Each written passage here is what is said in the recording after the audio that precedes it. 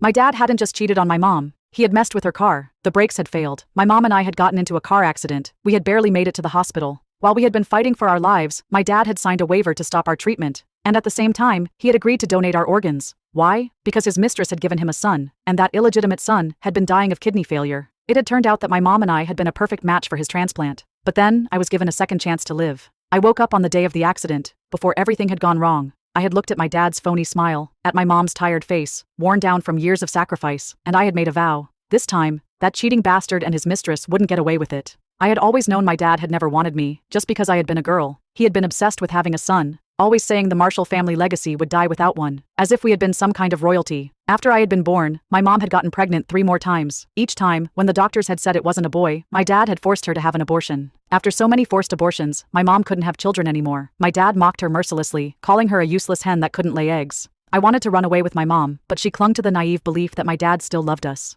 It wasn't until I started middle school that he finally eased up on us. At least, he stopped hitting and shouting so much. Later, I found out why. That was when his mistress had given birth to his precious golden child. A son. A heartless father. A mother blinded by love, and a mistress waiting in the wings to take her place. Even with this second chance at life, just thinking about it gave me a headache. Be careful on the way. Call me when you get there, okay? Hearing my dad's fake concerned tone made my skin crawl. What kind of man sacrifices his own wife and daughter just to save his bastard son? Even wild animals protect their own. But my dad? He wasn't even human. He was worse than a beast. As we pulled out of the driveway, I kept telling my mom, "Take it slow, Mom. Be careful." Before we got on the highway, I insisted that my mom pull into a repair shop near the entrance. She shot me an exasperated look. "What's gotten into you today? Your dad just took my car for maintenance a few days ago. What could possibly be wrong with the car?" I let out a deep sigh. "Mom, I have a really bad feeling. My heart's racing like crazy. We're about to spend hours on the highway. What's the harm in getting it checked just to be safe?" Before she could argue, I turned to the mechanic. "Can you check the brakes, please? By the way, what made you decide to take me on this trip to Volkton?"